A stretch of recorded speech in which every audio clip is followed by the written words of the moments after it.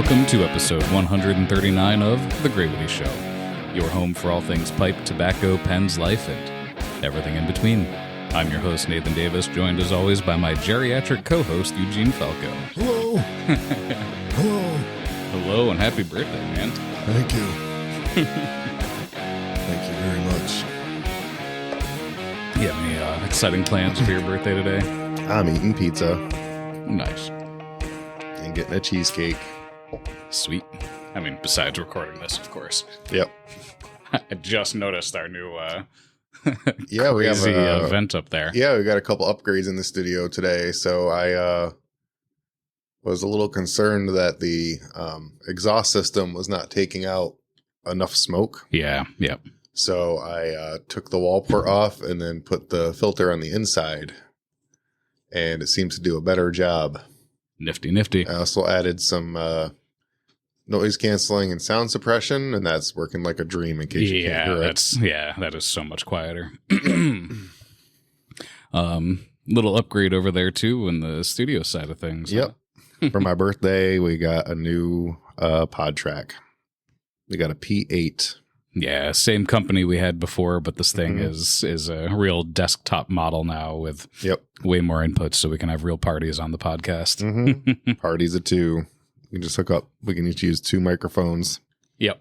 3. We can each be in stereo. Yep. Center, left, right. It's really going to be the best mix ever. Going to help me out my ASMR game. I haven't done much besides dig through dirty briar. Man, trying to find stuff in that trailer and getting ready for another big batch of pipes. And I forgot how filthy everything has gotten over the decades of time sitting around and now being moved into a trailer and moved across the state. It's pretty filthy. I think I was sick from it.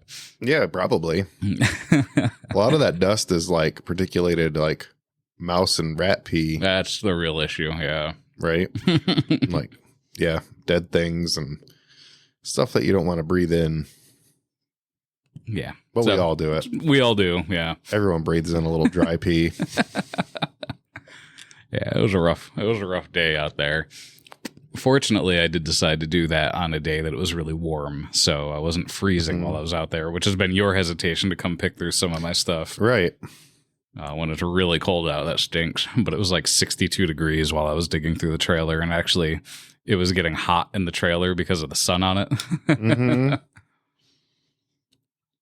I may have to remember to air that out this summer. Yep, you might want to. All right.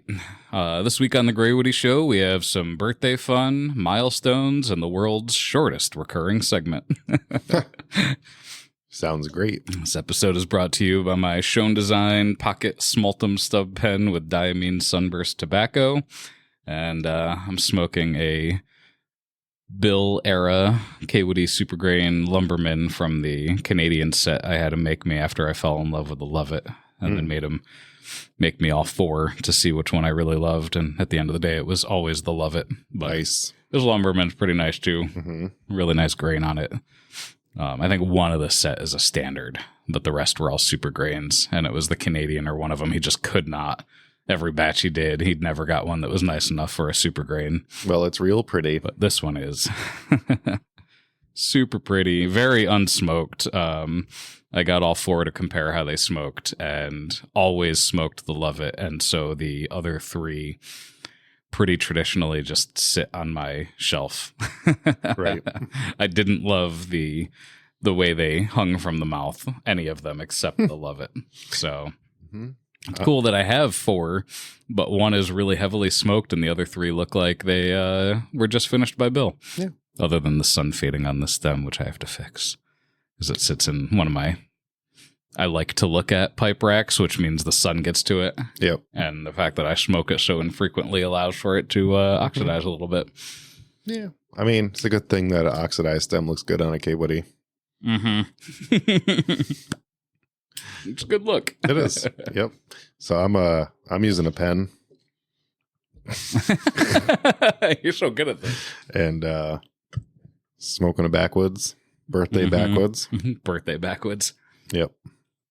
Nope. I don't. Yeah, I got a narwhal gallon leather. I mean, I've had this pen forever. The gallon one. Yep. Yep. It's got blue hardware. It's a demonstrator, original demonstrator. It's got moon jellyfish in it, which just reminded me that I never did those ink reviews. I will one day, I promise. You want me to put that on my list so I remember to shoot you a message about it before we do it? Sounds great. Yeah. All right. Do that. Let's start a new note. Actually, no, I did do a review on moon jellyfish. I got it written down upstairs. Yeah.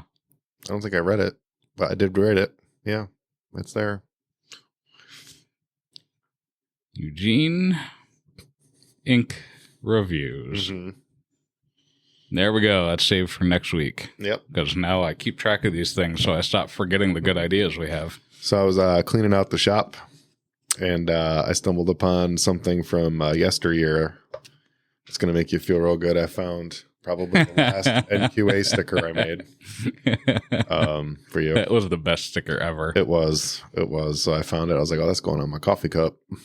So few people understood the pink sock monkey, and those who did made me feel really good.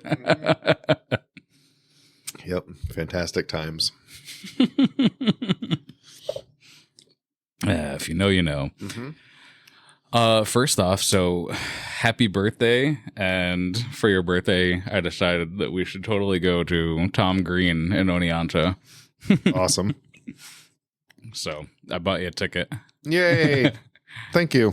I have a screenshot of it I can send you because I don't print that crap anymore. Yeah, who needs to print it? Especially since I'm fortunate to know the guy who runs the venue it's at, so I'm sure it will not be an issue. Right. I did check in with him to add to it, but Tom Green's management was very adamant that there are 0 meet and greets on this tour. Oh. But we're seeing what else we can do. Good old Jeff is working behind the scene to see what we can pull off. Right. Yeah, so this tour was supposed to happen last year. And then right before the date, I think it was like November, and right before the date came, Tom Green apparently landed a couple of specials. There's something on Netflix, something on Prime, and so they canceled the tour to wait until all of that was out and then relaunch the tour. Which was unfortunate for the, venues that had already sold tickets. Right. So Jeff has been dealing with a lot of angry people, but they have obviously, Tom Green's management was responsible for that. Right.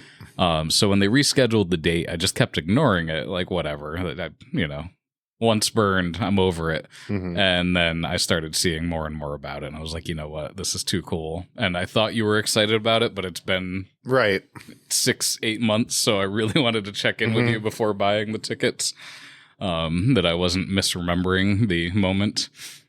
Yep. But this is such a wonderful piece of nostalgia for us. I'm not really a stand-up comedian goer to.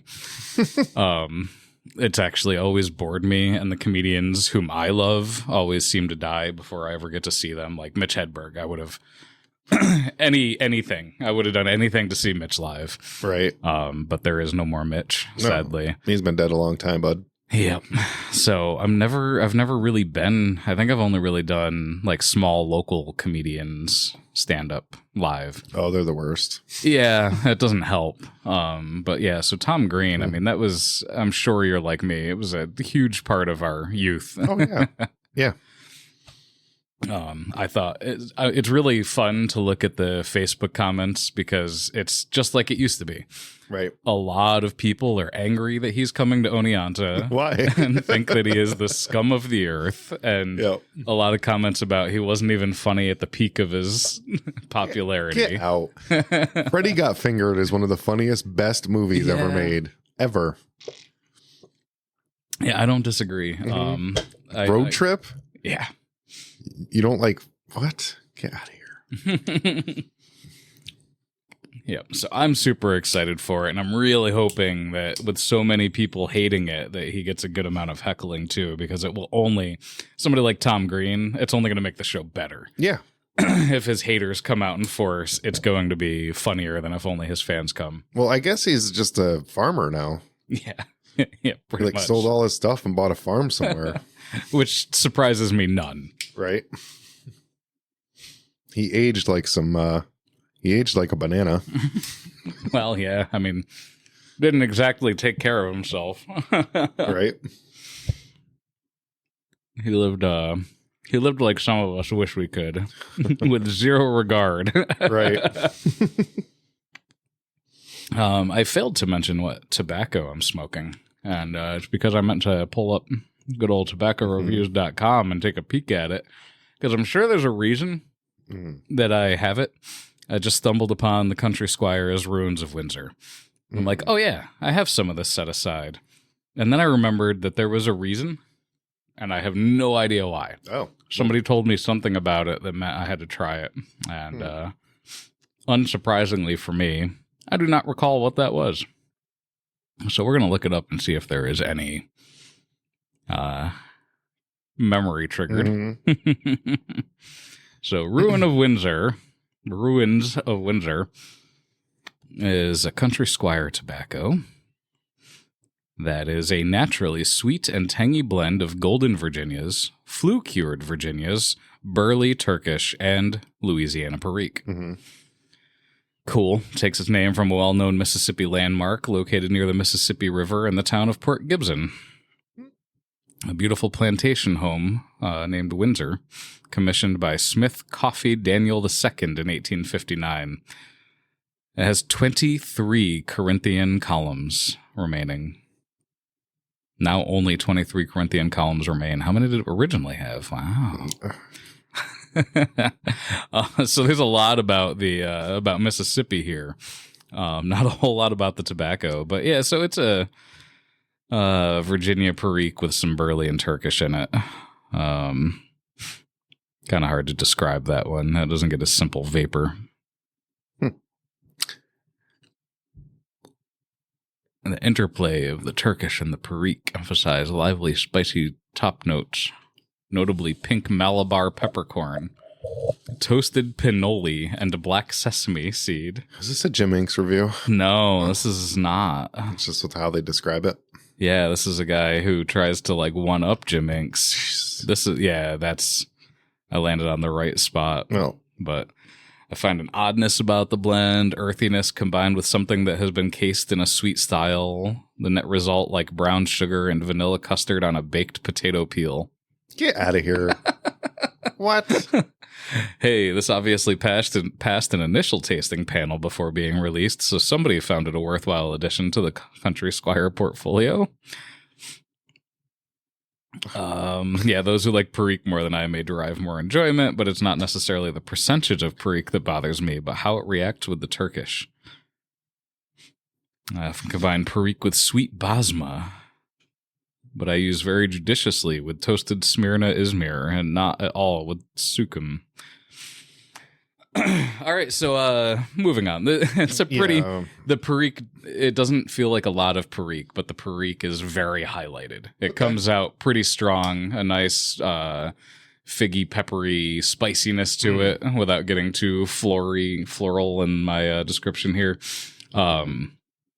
It's a really well-rounded tobacco. I think it's really great. But there is a topping. There's something sweet on top of it that is hiding a little bit of the tobacco nuance.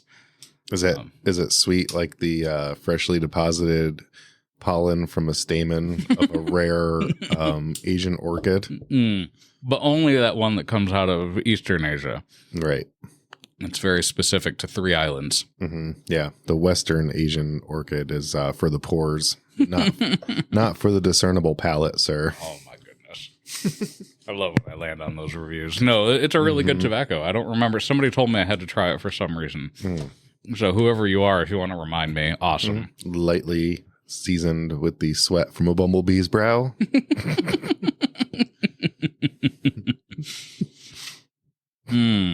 Yep. Yeah, let me let my pants on fire. Yeah, just go ahead and burn everything. Laughing too hard. All right. Let me track what I'm getting through. And next up, you wanted to tell a story about the gun store. Oh, yeah. We decided that our daughter is going to join the trap club. And she was really excited about that. Yeah. Really excited. A little facetious. Yep. Just a quick backstory, which, was only going to take about 10 minutes probably. She aged into Trap Club, right? We have to be in 7th grade. Perfect. Yep. 12, 13-ish.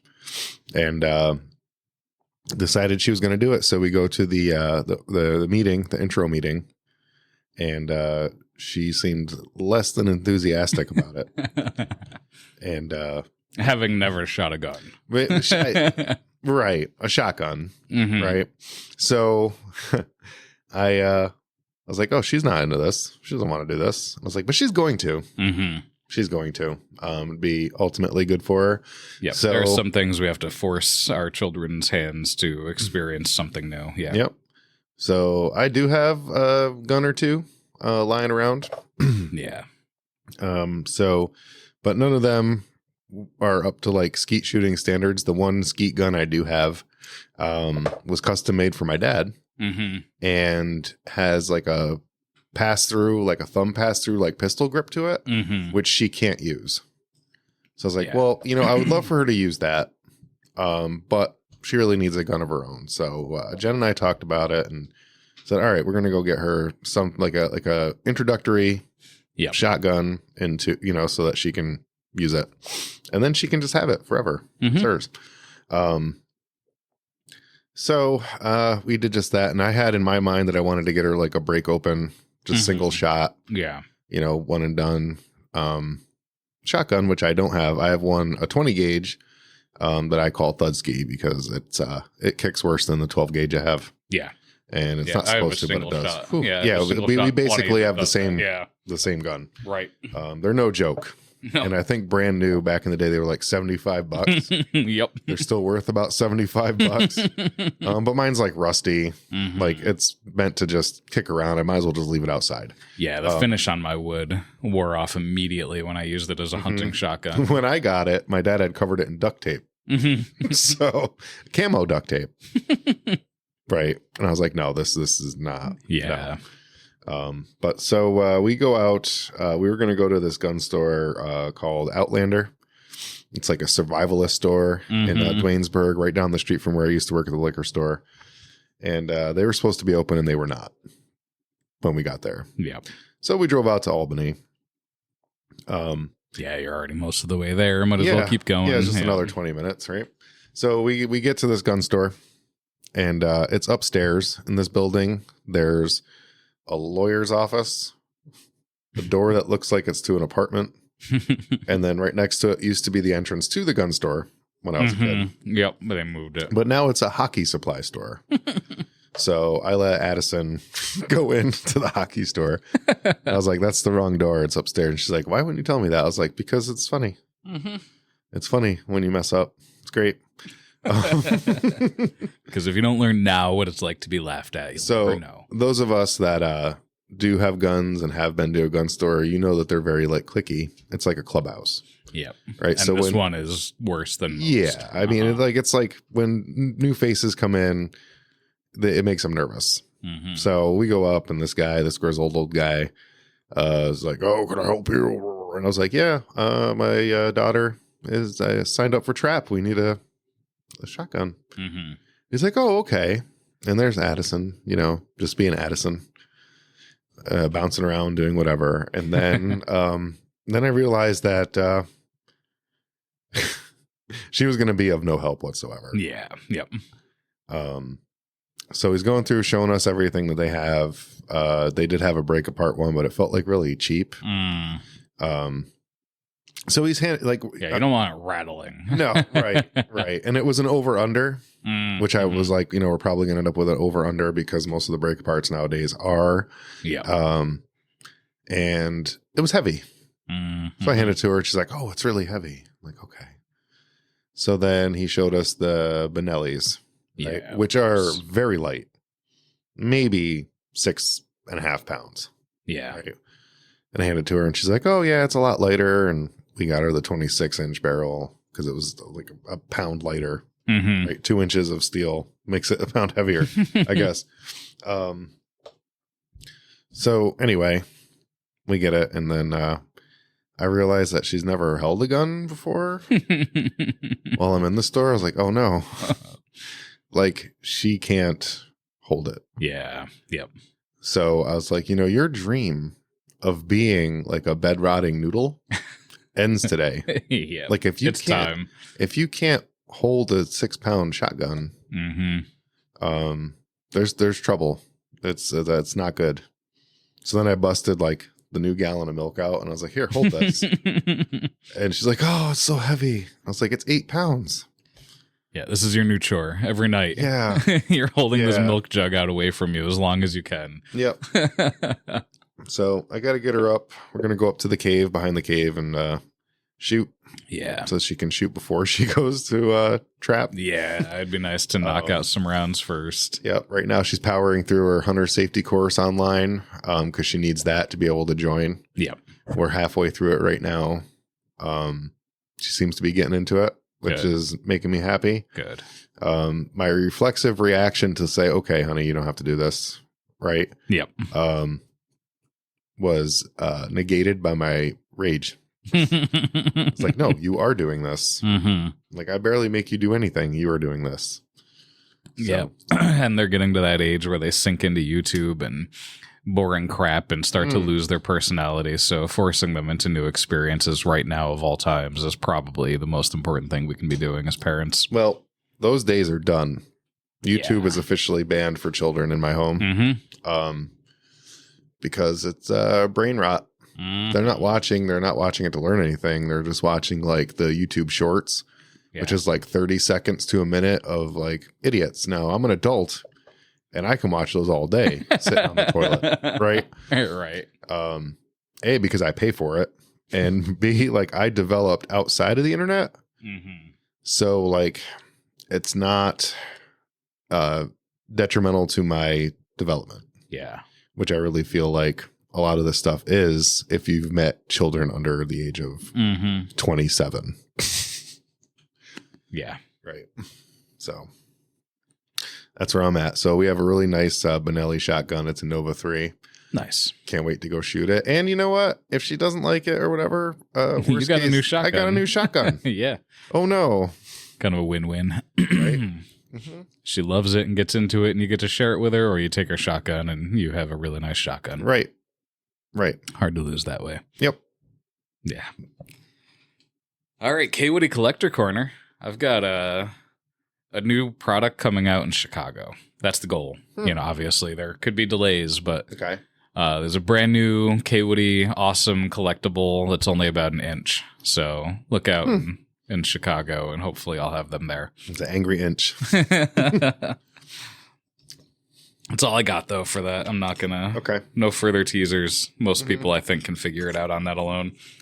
I'm definitely having some FOMO, we'll say, as we're recording. I'm sad I'm not going to Muletown, and so right now it's FOMO, but by the time you guys listen to this, the show will be over, and I will have actually missed it. Yeah. So write in, let us know how it was. We're really excited to hear about it. I think I wanted to go, but I literally don't. I just have not. I don't have the inventory. Right.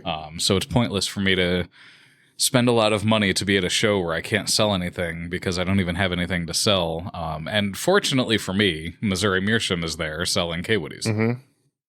So that's even less reason for me to go right now. But I'd like to hear what we have a lot of listeners going, which is nice. So I'd love to hear your experiences. If people have a really good time at it and send us something interesting and funny, maybe we'll do a segment on it later and cover some of the listener experiences at the wonderful Muletown Pipe Show. Yeah. As long as they're interesting. That's interesting or funny or both. Preferably both. Yep. Yep. If they're boring, don't be surprised. You're not going to hear it on the show. So figure it out. I will.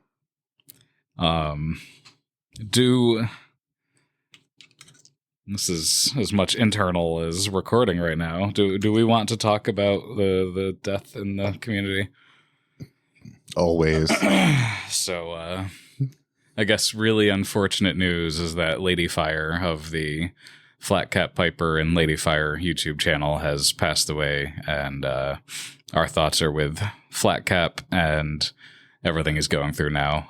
That's a tough. I don't think most people in the community had any idea anything was going on. No. My guess is it's been coming, but we don't know anymore. He did a video about it. If you want to check that out, it's on his channel. But really sad news. It's really sad to see somebody young and one of the few women in the hobby passing away so suddenly. So, send your thoughts and prayers or whatever it is that you do off to Flat Cap and her family and everybody. On a more positive note, we, as I predicted, hit our 25,000 downloads. Hooray! Hooray! Really great milestone. To celebrate it. Didn't want to do a lot, more than we usually do, but what I did want to look at is a review of just what those downloads have been, because it's pretty amazing, and we're actually well over 25,000 already. We've been doing really well. So, in the couple of years we've been doing this, it has been downloaded now in 60 different countries and essentially 2,000 cities. Wow. So we've been pretty darn far-reaching. Obviously, the USA is our main download, but it's quickly followed up. We'll just go through move to that section so I can do it by specifically all instead of the most recent episodes. I really like when Buzzsprout is super slow, and when you hit all, it does nothing at all. Last 10. All right, there you go. So our top countries: United States, Canada, followed immediately by Taiwan.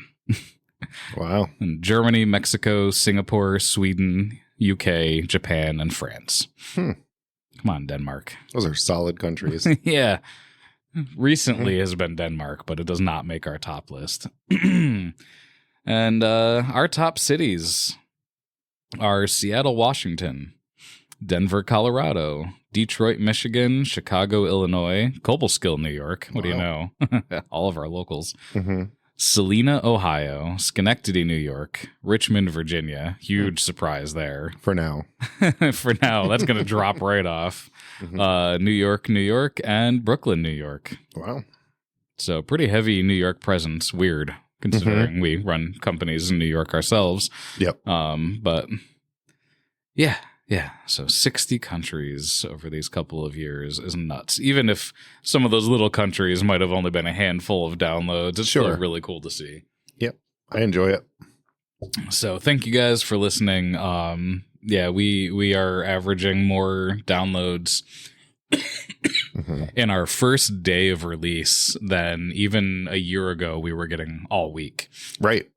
Now we're getting in a week more than we used to get in a month. It's been a pretty, I guess, rapid growth. Yep.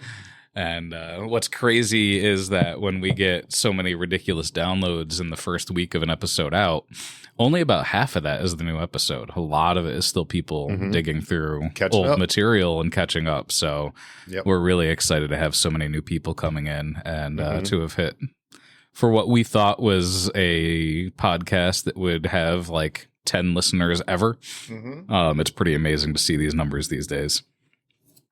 Even if some of it is you guys just listening to it over and over again. No, I'm kidding. Yeah. A little bit of pipe news, because we don't always cover that. It's been obviously some negative things in the STG, McBaron, Sutliff world. Still? So wanted to focus in on one of the positives. There is a man very few Americans know in the industry named Denton Gandy. Goes by Danny Gandy on Facebook. And so he's a unique story because I've talked to him for years. And he is one of the few influencers to wind up in the industry. So he worked for McBaron for a few years. He was literally hired from his Instagram. So he kind of like, hey, you know, I'm curious about moving into the industry. I really like pipes and tobacco. I make these reels and videos, and they were like, yeah, we want to hire you. And so he ended up working at McBaron. Of course, that job is going away. Right. So he posted some really touching stuff, and I was purposefully not talking about it because I thought I knew what happened. And then he confirmed it, but I didn't want to talk about it until he announced it. So if you go to his Facebook, on Instagram, it's at TheeyJay. He's posted these really great stories about the end of his time at McBaron, his favorite memories of working for McBaron, you know, some of the crazy stories from the years. And then he also, of course, announces his new job, which is at COP. So he's going to be at COP Tobacco and has a pretty substantial job over there. So I would highly recommend giving him a follow on Instagram or Facebook or wherever you prefer to use. He posts some incredible content. Obviously, that's how he got himself hired in the first place. But he's continued with that, which is a refreshing bit of air in our community where content tends to be too long, like us, or non-existent. So having somebody working at a, you know, COP is known here in the US, but not well, and it's not super available right now. And the same thing with Denton. He's not that well known in the US. So I'm hoping that this move to COP and his content creation and everything maybe pushes another one of these forgotten companies more into the forefront of the American pipe smoker's mind. And we check out some new COP tobaccos and get interested about something that didn't disappear, you know? Yeah. So once again, his Instagram seems to be the best way to catch the content when it's new, and that's TheeyJay. I have no idea what it means. That's why I'm just spelling it out, because I can't get from Denton Gandy what that username actually means. All right, where in the world is the Hudson Valley Pipe Club? Where indeed? I went. You went. This was terrible. I found it. You killed the segment. You killed it. Worst segment ever. I got really annoyed after we recorded, and I just decided, you know what? I need the address, and I got in my car and I drove there. And it was a really fun time, and it was a great group of guys. And while I know 4 of the regulars, 2 of them really well, and then the 2 more in charge there, I know from the old Greywoodie holiday parties, but we don't talk or hang out much. So while I've always been considered a part of the Hudson Valley Pipe Club, probably by virtue of being Bill's, you know, protege, sure, yeah, I never was going, and I have to be careful now what we say. So their meetings are in flux right now. The big reason that we were making the segment and it was funny is that they meet in a person's house, and you know how you can be about that. They don't necessarily like uninvited pipe club guests in their house.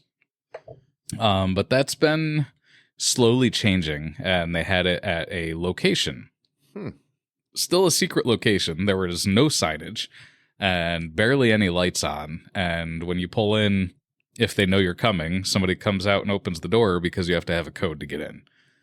Okay. So my expectations are pretty low at this point. And then I walk in, and it's absolutely astoundingly beautiful. It is a gorgeous private cigar bar. Wow. And by bar, I mean fully stocked with some of the rarest bourbons in the world. The bartender is not always on, so it's one of those, when the bar is open, it's available. It's a cash bar. When it's not, they have no issue with you bringing in your own alcohol, which is a really nice policy to have, where they're like, hey, you know, if the bartender's on, give them money. If the bartender's not here, drink your own. We don't care.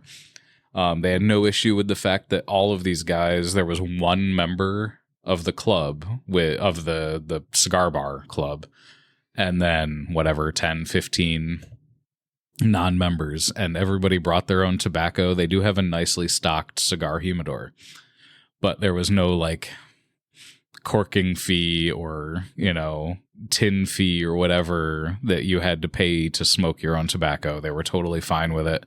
I think they were excited to have a pipe club meet there, and the fact that a bunch of those guys are probably going to join. So this club is largely meant for law enforcement. Okay. But once you know somebody in the club, they can sponsor you regardless of whether you're law enforcement. So I'm sure they were excited that probably half that club is going to join in the first month or two. And then over the years, they'll just get new members. So I wouldn't have mentioned where that place actually is, except for the fact that it's exactly where Hudson Valley Pipe Club has now planned a major event. And Eugene, you just made the flyer for it. I did. So I'm going to go ahead and assume that we can publicly talk about it. An email went around, so whatever. So Hudson Valley Pipe Club this year in 2025 is actually celebrating their 30th anniversary. Wow, they've been around that long? Apparently, biggest kept secret ever, you know? Yeah, now the worst kept secret. Yes. Now everyone knows. And so on April 12th, it will be some kind of anniversary gathering. It's kind of like a cross between a hangout and a pipe show. There are tables available for vending at $50 a table. There is a charge to attend the event at $10 a person. You can pay at the door. I'm trying to help Sean figure out how to process credit card because he wanted it cash only. And I'm like, you're going to lose a bunch of people who drove for nothing, you know? Right.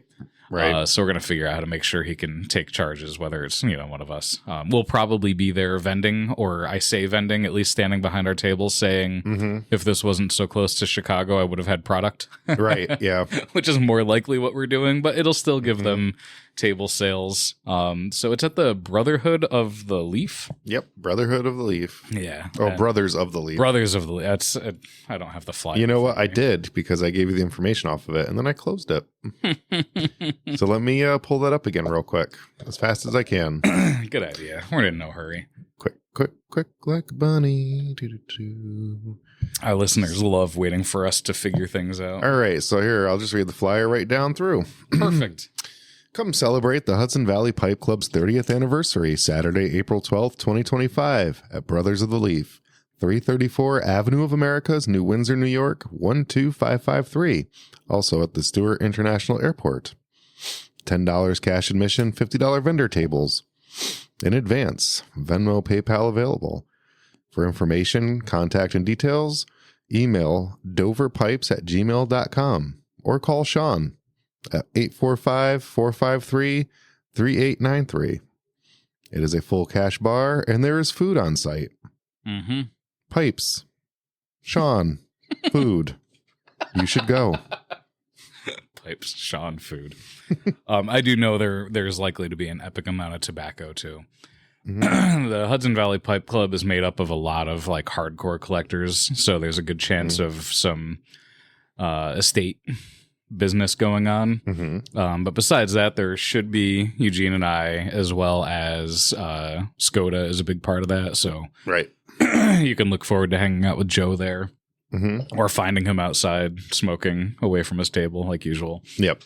With me. Yeah, probably with Eugene. And then you can get two birds with one stone. But not a mid-bird. He's done. Nope, no mid-bird. Although he has family up here. Maybe if you send him the flyer and tell him we'll give him $8 to run our tables, he'll need the money. I was trying not to finish that. Oh. No, we really hope to see him at more things. All right. It's probably a good time for a quick commercial break. Sure thing. Hey everybody, look, it's Tom Green. He's coming to Oneonta, you guys. Tom Green is doing stand-up comedy in Oneonta at Foothills, March 31st at Foothills in Oneonta. Tom Green stand-up comedy, March 31st, Foothills, Oneonta. Tom Green tickets available now at foothillspac.org. Tom Green tickets, foothillspac.org. Tom Green, we got Tom Green, you guys, March 31st at Foothills in Oneonta. Stand-up comedy with Tom Green, March 31st at Foothills in Oneonta. Tom Green, foothillspac.org. Tickets, March 31st, Tom Green. And welcome back to the Grey Woody Show. Welcome back. I hear that Tom Green is playing at Foothills in Oneonta.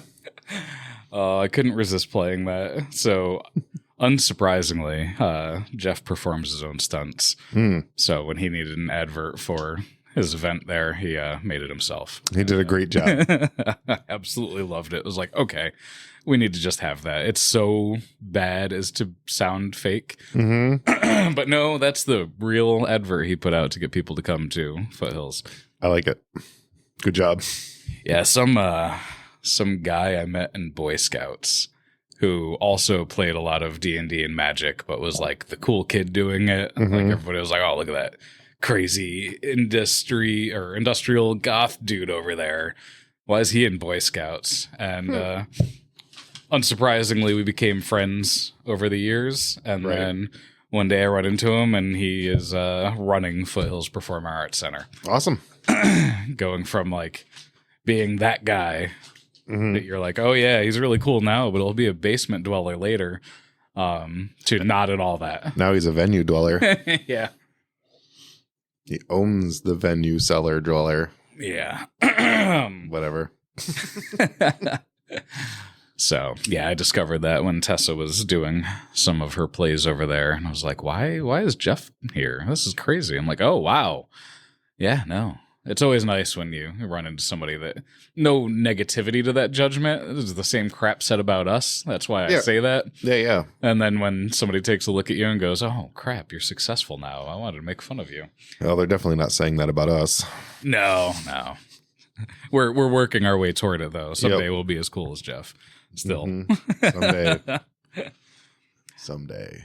All right. Our feedback of the week was some sweet tobacco smoke enema pictures sent to us. Thank you, Adam. I saw that. Yeah, thanks. Apparently, we ruined his algorithm talking about all those enemas. And so he started showing the contraptions made for doing medical tobacco smoke enemas. Wow. Thanks. So we had a real impact on the world. Mm-hmm. Glad to know it. Tobacco enemas and nail cutting. Changing lives, sir. Yeah, we've gotten a lot of feedback about the nail cutting. All of it's good, so I didn't pick one. we got some feedback on YouTube. Oh, sweet. Yep. We're going to call this one YouTube comments of the week, even though this came 5 days ago and I just found out about it now. And this one comes from a gentleman named Big Papa Perique. And the question is, do you use your own pipes more than others? I would imagine if I can make my own, I would not buy other as much, with exceptions. Maybe stupid question. Well, I don't think it's a stupid question. I think it's a fair question. And it fits the category of dumb questions from the internet, but it's a really good question. Yep. I don't use any of the pipes that I make because they're sold. Mm-hmm. And I make probably a tenth of what you make, maybe a year. Yeah, maybe over the whole. No, it's probably even less. Less, yeah. Right? More like. Yeah. I'm just trying to make myself sound bigger than I am. And yeah, I mean, do you smoke K-Woody pipes? I smoke almost exclusively K-Woody pipes. Yep. I guess, this is a harder one to answer for me because I was a retailer. I did not smoke a lot of NQAs because they were just too expensive. Mm-hmm. I could make way too much money on those. And they took a lot of time. Right. So I smoked a lot of K-Woodies because I was a retailer. So that meant I was paying essentially half price for them already. Right. Now I smoke almost exclusively flawed K-Woodies. Yeah. If I can't sell it, but I've put time into it, of course that's what I'm going to smoke. And you don't, again, when you're making fewer than me, you don't have as much of that production. You're really closer to artisan than production. Right. I'm purely production now, so I'm not even looking for those flaws until I get to the final steps. And then once they're that far along, it's easier to just finish that pipe than to not finish it and then throw it on my shelf of pipes. Right. Right. Although then sometimes I knock over a bundle of pipes and go, why are these two not in baggies? And put them in baggies and mail them to Missouri Meerschaum, and then call Brett and go, hey, look through those pipes because there are 2 cracked shanks in there that weren't in bags and were supposed to stay with me, and then I couldn't figure out why I was shipping you 2 more pipes than I was supposed to. It was literally, as the mail truck drove away, I went, I know why those pipes weren't in bags. Right. I know why I was sending him too many, or yeah, so that happens. Yep. Sometimes. That's the downfall of finishing pipes that aren't ready to be sold, is once in a while they get mixed in. Mm-hmm. It's not the first time it's happened to anybody, and I was really upset. Yeah, sounds like a real boner. Yep. And they wouldn't have cared if they weren't literally packing them straight to Muletown. I was Right. like, 2 of those, maybe just hold on to. Mm-hmm. I'll fix that for you. Well, that's a good seg right into dumb questions from the internet. Yay. What do you y'all light bowls with? Fire. Yeah. Final answer. They said they're looking at a Zippo pipe insert. Yeah, I like them. Yeah. I don't like Zippos. I like the insert, though. Yeah, that's the thing. Like, everybody has their opinion on Zippos. Are they super collectible? Yes. Are they better with the pipe insert? Of course. Mm-hmm. The pipe insert isn't necessary, and Zippos are still Zippos at the end of the day. A $2 Bic does a great job. I would say better job. Mm-hmm. You don't have to like fill it all the time. Yeah. I mean, and okay, I don't want to be wasteful, but how long does a Bic last you? I mean, years. Forever. Yep. Even with heavy usage. I love my Karibi lighter. It was the kind of thing I never wanted to spend money on because of everything that you're mentioning. It's refilling it and cleaning it, and it's awesome. Yeah. But it's totally unnecessary. Same thing with Zippo or anything else. A cheap lighter, a cheap match. Yep. Match is not so cheap because then they just break all the time. Yeah, some of them are like real junk. Yeah, but at the end of the day, I mean, that Bricka tobaccopipes.com lighters is just a lifesaver. I have one of those in every single bag.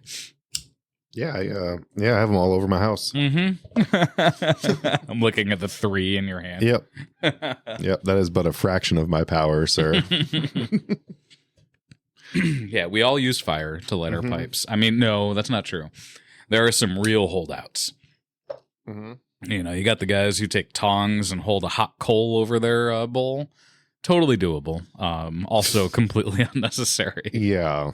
Otherwise, we all use some form of actual fire, whether it be hemp wick, match, lighter, anything else, and all you need is a Bic. Yeah. Fire. Any soft flame in the world. Mm-hmm. Not torches. Nope. Unless you like destroying your pipe. I don't care. Yeah, I don't care either what you do with your pipe. Suddenly really congested. Again, crawling through that briar has been awesome. When you smoke flake tobacco, how long does it take you to prepare? Personally, about 20 minutes a bowl. Wow. What are you doing? A little ceremony? Yeah. Are you mansplaining all your processes to everyone around you while you're sitting on a park bench? Some lady's jogging by. Look, I'm doing it. And she's like, shut up. Yes. I'm going to call the police if you talk to me about your tobacco one more time, weirdo on a bench. Yeah.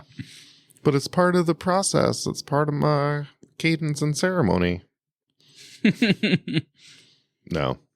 Yeah, so like most people don't really know how to smoke their pipe, and they probably smoke it for about 20 minutes. Yeah. And you're spending 20 minutes prepping flake. This was like the weirdest humble brag I've seen this week. They clearly wanted to talk about how it takes them 20 minutes. Yeah, why not just say, hey, it takes me 20 minutes to pack my bowl. Yeah. You guys want to talk about it? The comments were more interesting where they explained. They literally pull each strand off of the flake one at a time. Oh, get out of here. Like, cool. That would have been a better post. Like, hey, I'm probably weird, but this is how I like to do things. Is a lot better than, how long does it take you? Because you know the answer for everybody else is about 20 seconds. We either fold it and stuff it, or we shove it between our palms and roll it until it falls apart. Then you pick it up and you put it in and you pack, and light it. It should take you no longer than a minute. Yeah. So in a slow smoke, they give us 5 minutes. Yeah. because that is the absolute longest amount of time it should ever take anybody to prep a bowl of tobacco. If you haven't seen a slow smoke, if you ever wanted to know what a group of human beings that look like what flies do, rubbing their hands when they land on like your hamburger, go to a slow smoke because everyone's doing that. It's because Yannick, president of the Poznan Pipe Club, I think that's his. He wrote a book for how to win slow smokes, and he lays out how to rub your tobacco. So yes, they're all doing the same thing because we all read that book and we all looked at the pictures of how his process works. Yeah, and how's that working out for everyone? Not everyone's winning. Sometimes reading books is a waste of time. No, so I will say his book does not purport to help you win. It tells you that he guarantees that you will learn how to get, I think it was an hour out of a bowl. And applying his principles, it almost is a guarantee that you can hit an hour. Okay. He actually it's a really well-written book. He really understands what he's doing. Should I read this book? Probably. Okay. I don't have it, though. I read Les's copy. I'll find it somehow. Yeah. It's available. I just don't know. What's the name of the book? I think it's How to Win a Slow Smoke Competition. I don't know. Oh, my God. How I'll check in with Les. I don't remember. At looking like a giant fly on a hamburger. I'm going to write that book. I can at least get you his name and his full name because he's written a few pipe smoking books, but the championship one is key. Okay. I will. Really, really great guy. Sounds like a real page turner. Yeah. I mean, it is a quick read if you want to just get through it. I read it in Poland in a hotel room. Speaking of quick reads, sidetrack time. Okay. I found my favorite quickest read. Sweet.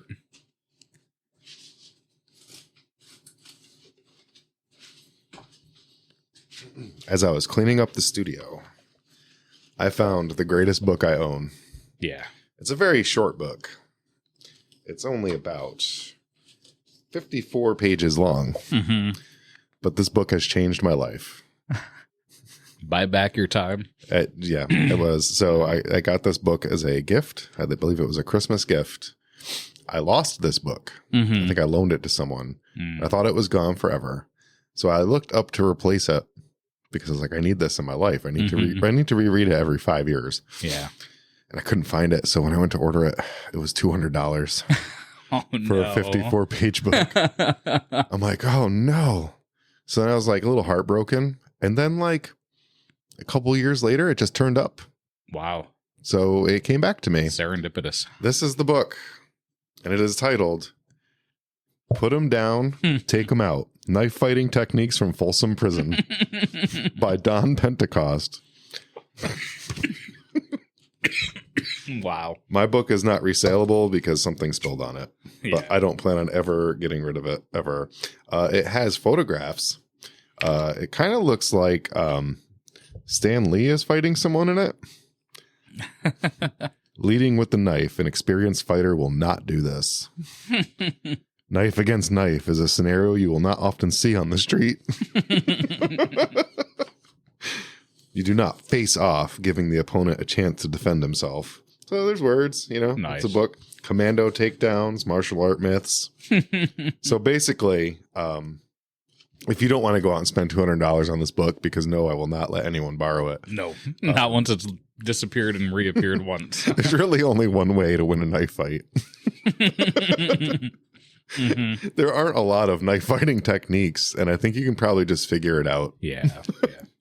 But here, I think wanting to win is about all. Yeah, basically, stab and run away. Yeah, that's the answer. Don't stick around to stab again.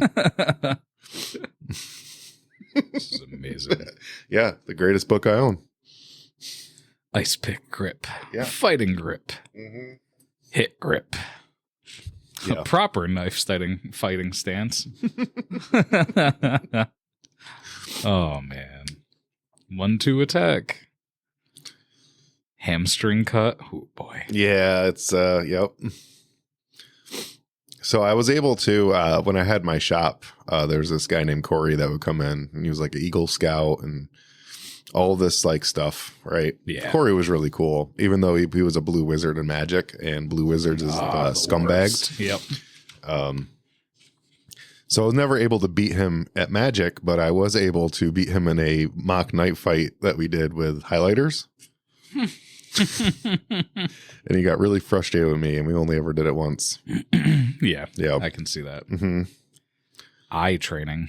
Yeah, you got to train your eyes. Yeah. Keeping your eyes open during a fight requires practice and contact training with a fierce determination to overcome the instinct to close them. I never had the instinct to close my eyes in anything like that. No. A day in my life. No. Like, I didn't know that was a reflexive instinct for people to like close their eyes while their life is in danger. That might be why a lot of people lose fights. That might be it. I didn't know that was an instinct. Mm-hmm. So if this pipe smoking book is anything like Put Them Down, Take Them Out, I'm in. Pretty similar.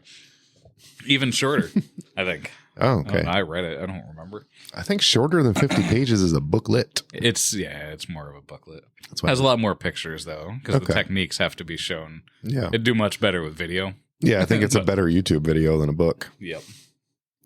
All right, moving on. Is there a way to widen a lucite mouthpiece? This one is too skinny. Just get a smaller mouth. Yep. Smaller mouth. Melt it down and reforge it wider. That's a really bad idea. No. You cannot widen a too narrow mouthpiece. Yeah, that's you could narrow it by sanding it down and reshaping the whole thing, but you can't really do anything to stretch it. No, I wouldn't. There are definitely ways. None of them are conducive to creating a stem for a pipe. So like lucite's poured, right? Yeah. I think.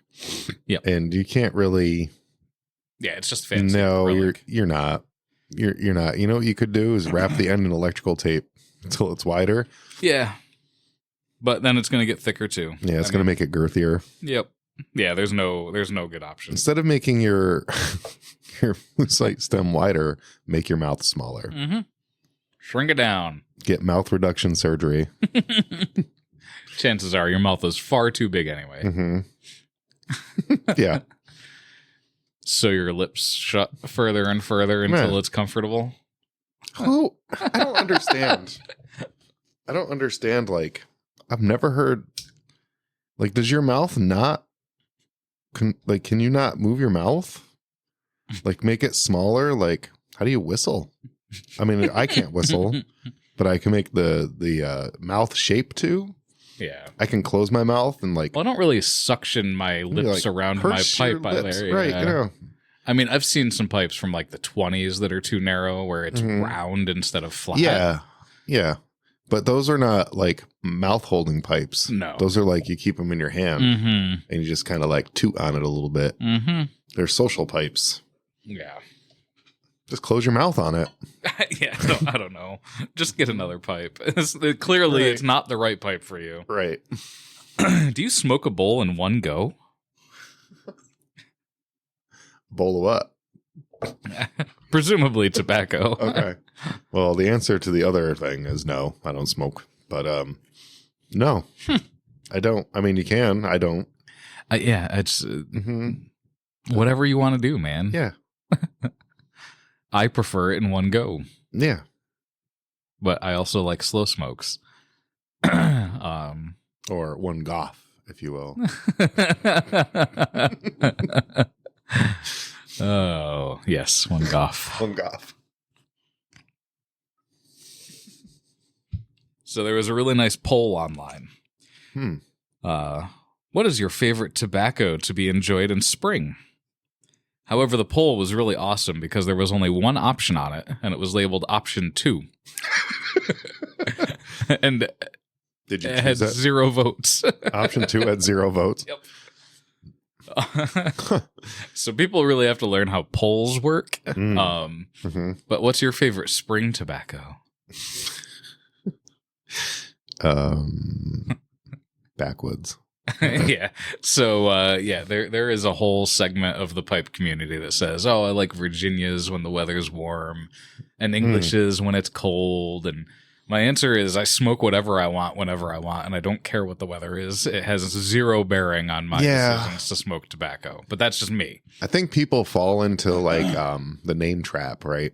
So I bet you there's a lot of people out there that wouldn't think to smoke Kringle Flake in the spring. Right. It's like, that's for Christmas, wintertime. Even or like though it's autumn, traditionally... autumn evening. Well, I certainly can't smoke that in the spring. Right. Because it's for an autumn evening. Yeah, and definitely not in the morning. No. No. Can't smoke breakfast flake at dinner time. Yeah, right, and we're aware that most of this is just people's excuses to have too much tobacco. Sure, yeah. Yeah, that's smart. Oh, I need a spring tobacco. I better go buy some more. Yeah, that's fine, but you don't need a different tobacco in spring. They don't actually taste that much different with the weather. I'm sorry. Right. I don't think so. No. Tobacco in general can just be bad when it's too hot or too cold or something. But it's not, I don't find that it's the particular blend in that particular heat or humidity. I really just find that sometimes you don't want to pipe. And sometimes the weather is not conducive. Right. And all tobacco sucks then. It's okay. You don't have to love a pipe every second. Nope. All right. This guy, that's not a pen, that's a tamper. This guy bought some Peterson Sherlock Holmes tobacco. Good job. And he wants to try it, but he's worried because it's 14 years old. Just smoke it. And now he's wondering if he should get a new tin to try against it in case he loves the tobacco, but then he buys it new and it's not as good, and the aging was the secret to it being wonderful. I wouldn't fall into that trap. Just buy the new tin anyway. Yeah. It's not going to taste the same. Nope.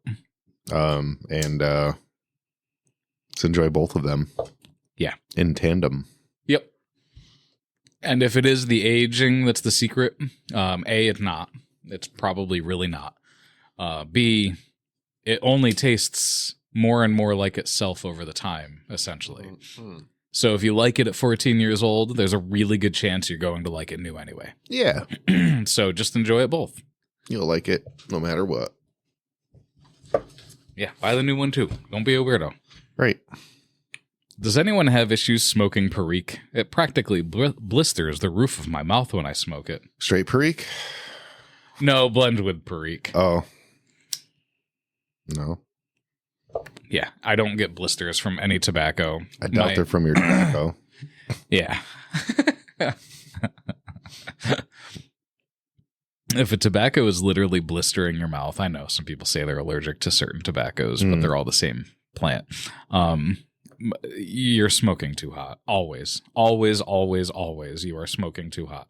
Nobody wants to hear it. Nobody wants to believe it. But that is the answer. Yeah. If it's blistering your mouth, that is literal physical burns. Like, not cool. You're blasting through that pipe. I highly recommend you learn to slow down, and then you might go, ooh, Virginias and Periques are really good now that I'm not blowing through this whole pipe. Right. Or maybe Perique doesn't agree with you and you're using that metaphorically. And if that's the case, then just don't smoke Perique, man.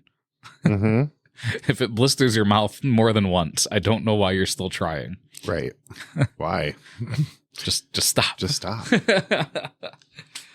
All right, so that's it for dumb questions. I only have one more thing on my list, and we were on a phone call, and I talked to you about tampers. Oh, yeah, and we talked about that because I know we announced it before, but I am the official UPCA contest manager for the Chicagoland Pipe Show. Yes, you are. So we had, as a contest manager, I will admit that I maybe have been a little naive about what that meant. But as El Presidente, Dr. Kyle Bowen kindly reminded me, it means that I actually have to do stuff. But I don't have to do everything. No, you are responsible for arranging. I have to delegate tasks. And one of those tasks is to make sure that everyone has tampers. Dowel tampers. As per the rules of a pipe smoking contest. Yep. So I brought 2 for you to look at.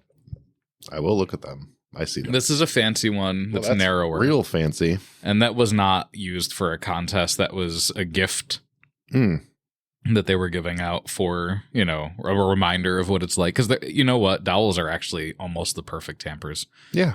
So everybody complains about having to use it during the slow smoke, but much like a $2 Bic is the perfect lighter. Yeah. A dowel is where it's at. A dowel is like a perfect tamper. It weighs almost nothing. Yep. It's made of wood.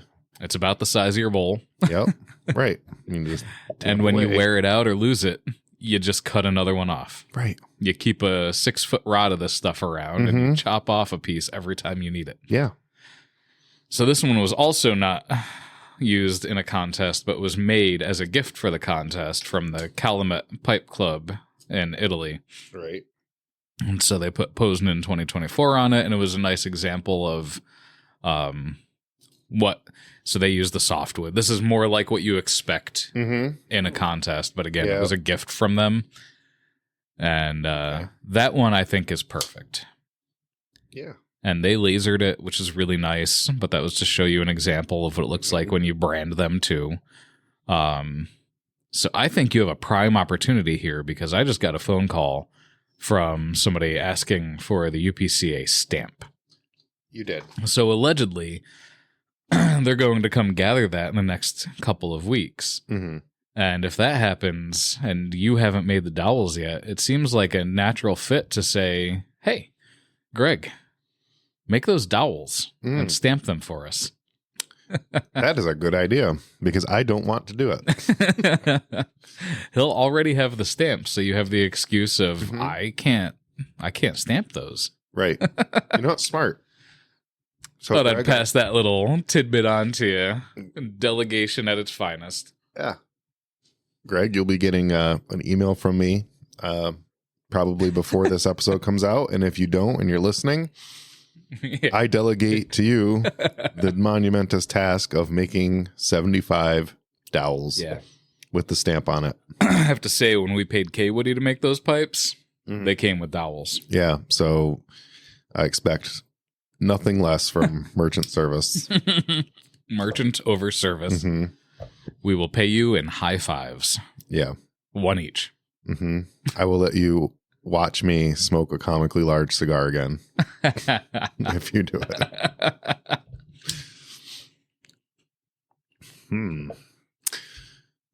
Well, I'm glad that's out of the way. Now I want to talk about my birthday present. So my wonderful baby boy, Jack, who's not a baby anymore, turned 16. That's so crazy, yeah. Crazy. Got me a video game for my birthday, and it is Sonic Origins Plus for the Switch. And I am in love with it already, and I haven't even played it. Yeah, it's pretty amazing. Yep. I'm a Sonic fangirl for sure. Fanboy, fangirl, whatever. In a not weird furry way. So yeah, this is we ignore that part of Sonic. Yeah, the fandom really kind of ruined everything for everyone all the time.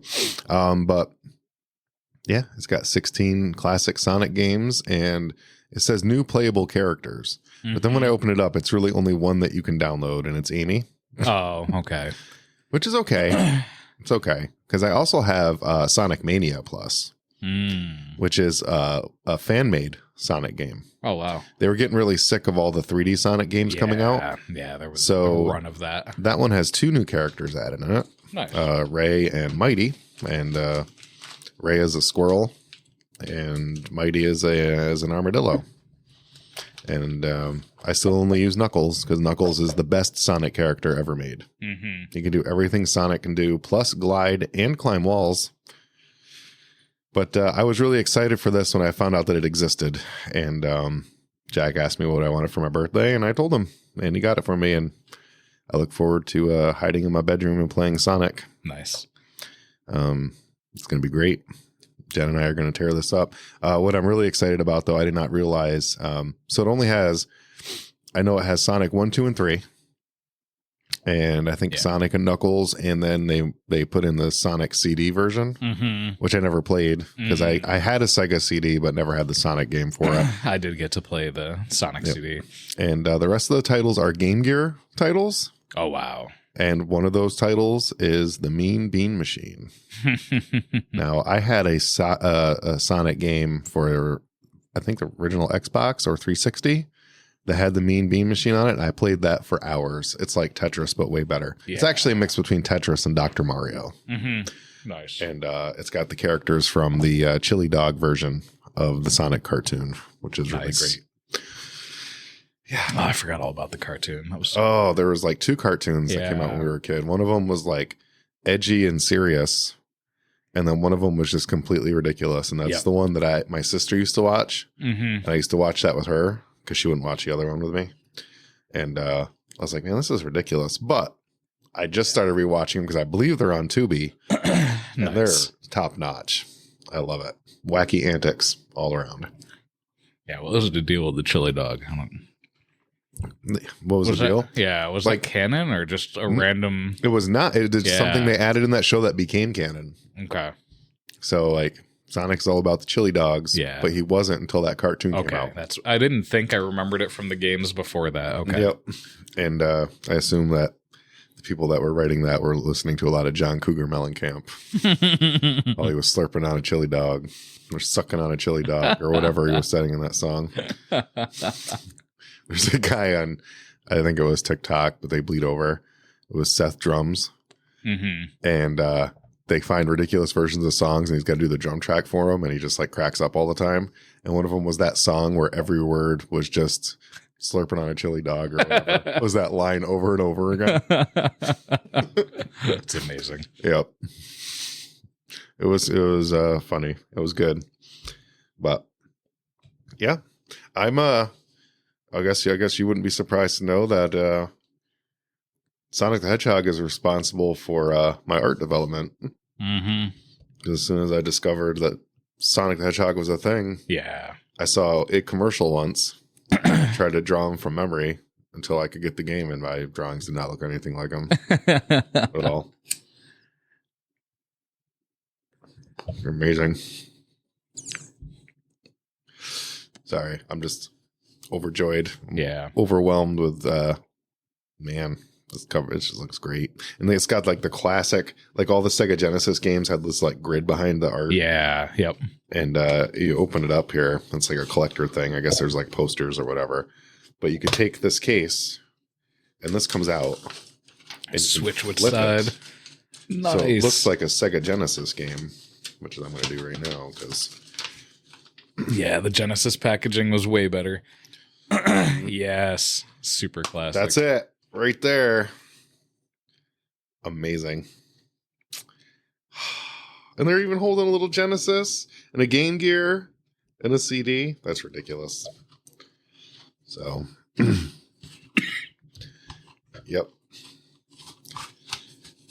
And my wife loves Sonic the Hedgehog. Yeah, that's really nice when you can share that. Yeah. Yep. So we were just talking because we were playing a lot of the Sonic Mania, and the levels are like reminiscent of the original ones, but they're fan made, so they expanded on them. And it's like, this really, like all the soundtracks are right, but you rely a lot on muscle memory when playing Sonic. Yep. Little changes make a big difference. Indeed.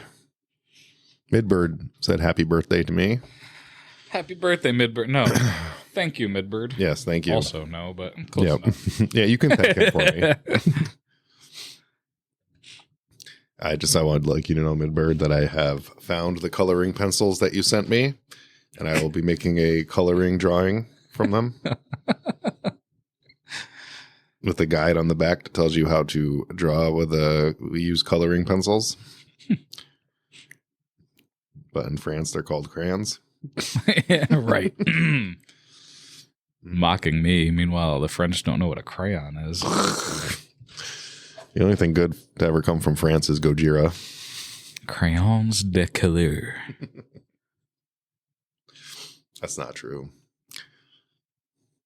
Wait, it might be.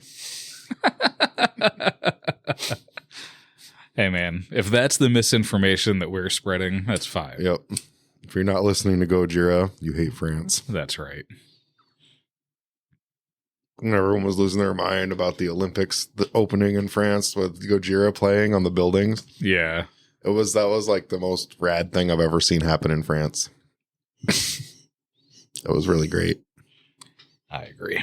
Otherwise, it's just a bunch of people hanging around being snooty, looking at a giant tower. That's all I know about France. They like cheese. Wait, are they one of the top cities that listen to us? I might have to edit all this out. Uh-oh. No, France is like non-existent. Okay. I say that, but I'm going to check. Yeah, you might want to. Locations, all countries. Let's see. France is 2, 3, 4. I mean, thank you, France, for coming here and trying to kill us all. Number 10. Okay. It's above Poland and the Netherlands. Oh, geez. Well, I'm not editing this out. Nope. Thank you guys in France for being solid listeners. I would rather another in country our be top number 10 10 countries. Feel free to write in a list of all the things that are great about France. Yes. Tell us what we don't know, please. Man, we've gotten New Zealand and Guam and Lebanon and Cyprus and Turkey and Jamaica and Moldova. Yep. South Africa, Martinique, Montenegro, Bangladesh, Saudi Arabia, Tanzania. It's pretty crazy when you think about that. No, never mind. I'm messing up big time. Though I'm not going to redact my statement about the only thing great coming from France is Gojira. Will not retract, but I was actually thinking about French Canadians. Yeah. And well, they all have a big building. Which big building did you mean there? I don't know. Pick one. Yep. Oh, the Pink Panther movies are pretty good. That took place in France. Yeah, there's that French detective too, Poirot. Jeez. Yeah. I'll get there. Yep. I got nothing else. I got nothing else. Berets. Yep. So, after all that, if you're still listening, they're not. It's okay. I am currently and actively as contest manager looking for volunteers. There will be 2 events that I'm responsible for this year at the Chicagoland International Pipe Show. Yep.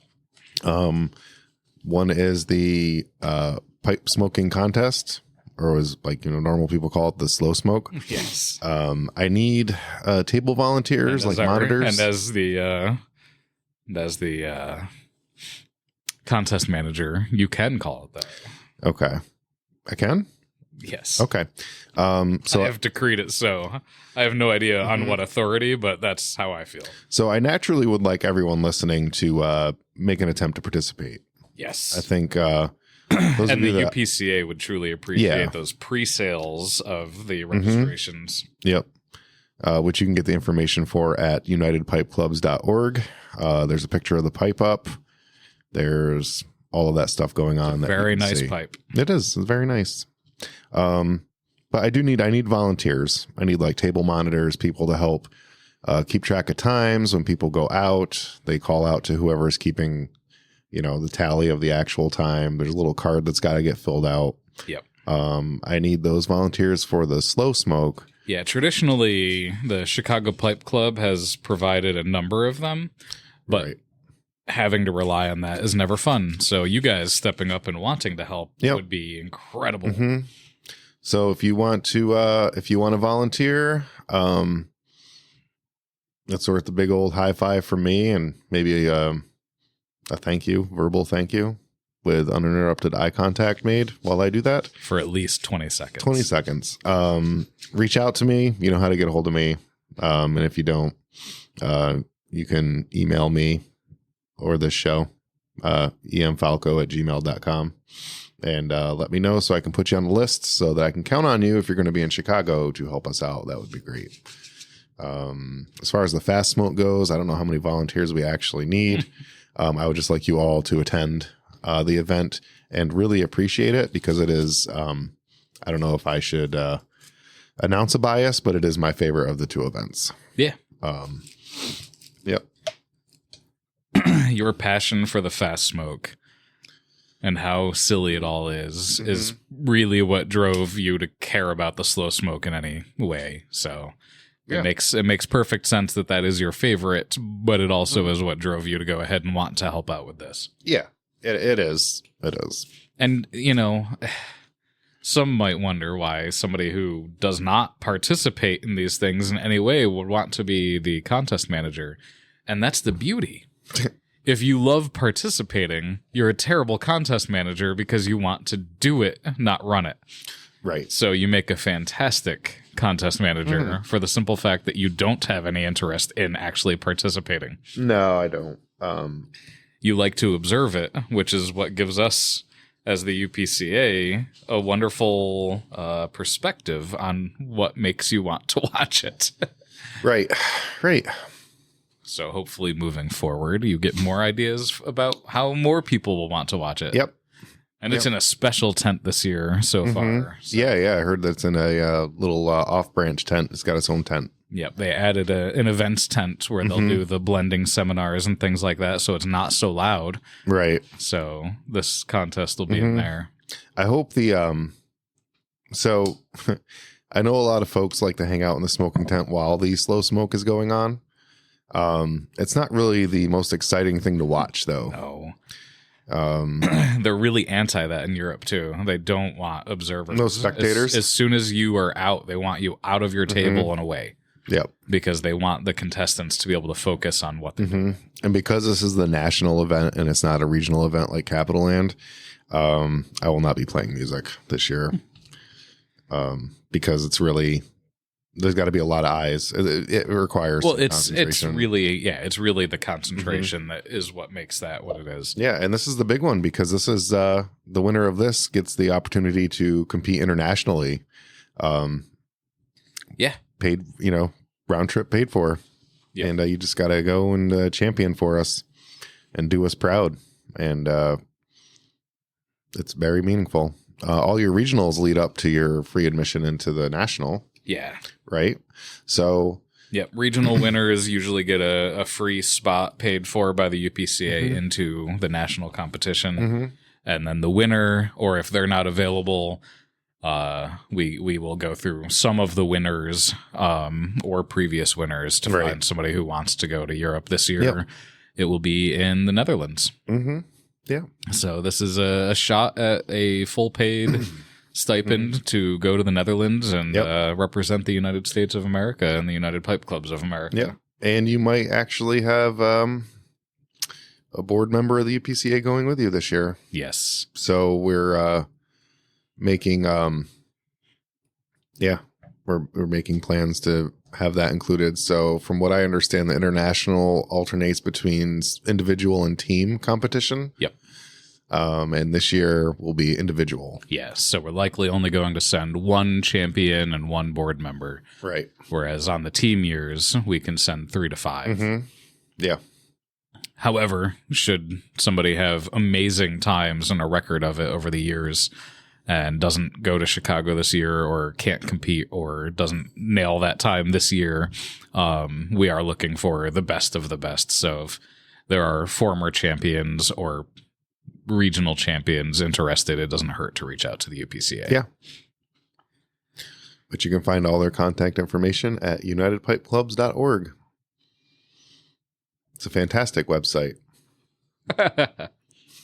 Not outdated in any way. No, it's great. So yeah, I have a couple other things that I'm working out for these events that I'm not going to talk about right now. Nope. But many of them involve some form of volunteers. So even if you don't want to be a contest monitor, there are other jobs. Yep. So definitely reach out to Eugene. He can use a lot of help. Yeah, I sure can. As we thrust this upon him, with him failing to recognize just how much work was really involved. I mean, I did say no originally, but I wrote it down to nothing, and then all of a sudden my wife was like, "You need to do it." was like, why? Okay. Yeah, that's one of those double-edged swords. I love having a supportive wife, but I hate that sometimes it obligates me to more than I necessarily was going to obligate myself because now they're supportive and I want that. Yeah. No, I get it. Yeah. And I'm just kind of kidding. When I was approached and asked if I would do it, I was like, yeah, I'm going to do it. Yes. But I'm going to play hard to get. And I did. And then I lost. I got. And here we are. So that's coming up real quick. I know. Mm-hmm. It's trouble. I'm not going to be ready. Yep. Me neither. But we'll figure it out like we always do. Mm-hmm. I've been entertaining the idea of having a Grey Woody Show meetup in Chicago. Yeah. That's time dependent, but I always say we don't have time, but we find time. We do. And it's not like we're organized in any way. So we can just be whenever. Yeah. Right. Yeah. When enough listeners show up in the same room at the same moment, it happens. Mm-hmm. UPCA is working on a meet and greet happy hour that should be featuring Max from STG. Yep. So we're finalizing time and location, but be looking out for Thursday evening, late afternoon, early evening, more than likely, at a location to be determined. Right. And maybe that's if enough of you guys come to that, then maybe we'll figure out when to set something up for the Grey Woody Show. Right. We'll probably have recording equipment with us too. Yep. We will. That's a given. Always looking to catch some content.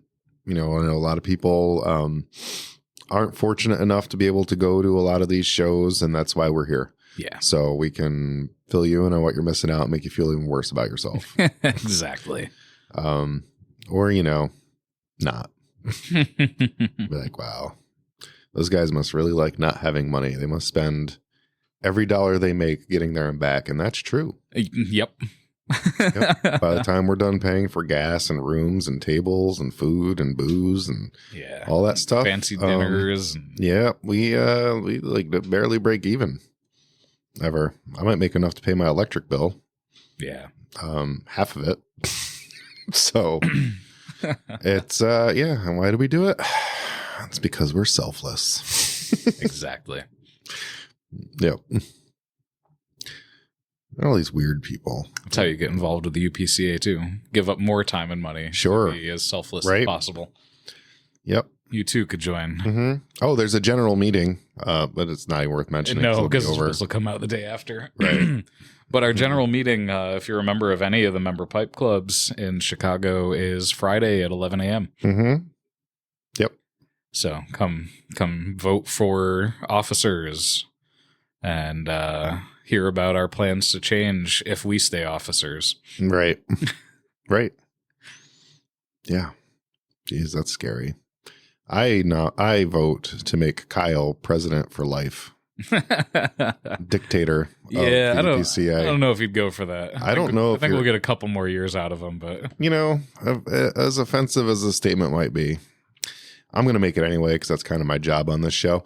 You're never going to find a better president than Kyle Bowen. He's amazing. He really is. He really is. I would say that about you too as VP. But honestly, I hope you don't get elected so that you can focus more on other things and like just hang out with me. My job, yeah. Don't you want to hang out with me in like the steering committee? Yes. The steering committee is where it's at. Yeah, I open doors for the UPCA by having so many industry ties, but I can do that from the steering committee or from the VP seat. Yeah. I really don't mind if somebody thinks they can do that job better than me. It would actually make me quite happy because I can pass all of that knowledge on. Mm-hmm. Yeah. And then the board can just come to me and say, hey, we're having trouble opening this door. And I go, cool. Yeah. Let me talk to somebody. And as a member of the steering committee, that's your job. Mm-hmm. Is to be like, oh, well, we can help you out. We have good ideas. Don't you want? Yeah. I think I had, in fact, announced my retirement, but I don't think nobody has shown interest in running against me. So your retirement was denied. Yeah. I think that's the answer, but we'll find out. If somebody is nominated for VP, I'm more than happy to. I'm not going to be the, oh, I'm done with this, thank you, and walk away. I'm going to hand them everything that I have. Yep. And try to keep the vision real. And that's actually the best way if Kyle stays for quite a while. It's always best if like the VP gets replaced and then they work with the last president until they really understand, and then the president gets replaced and you have the VP carrying over the vision. Yep. So just food for thought. If you've ever wanted to be important in a way that doesn't feel very important at all. Right. No, I'm kidding. It is really satisfying to do. It's just a lot of work. I had asked Kyle if I could run against him just so that I can call him my long-haired opponent. Yes. And he loved that idea, but then I was like, that's too much work. It's a lot of work. I don't want to do that because what if I win? Then I don't want it. Nope. I don't want to be Mayor McCheese. So that's why Kyle has to live forever and do this forever. Yeah. But yeah, I'm a grizzled veteran with 6 years of it under my belt. Yep. Tired. Yep. Time to hang out and do once every other month steering committee meeting with me. Once every 3 months. Yeah. Is that every 3 months? Yeah, we do steering committee, general, and board only. Oh, okay. Yeah, all right. So I didn't miss as many steering committee meetings as I thought. Not as many as you thought. Okay, good. Yeah, it's really 4 times a year. Okay, yeah. I think that's about all it needs to be. Yeah. Yep. Good. Okay. Now that we're done rambling. Yep. Happy birthday to me. Happy birthday. Goodbye.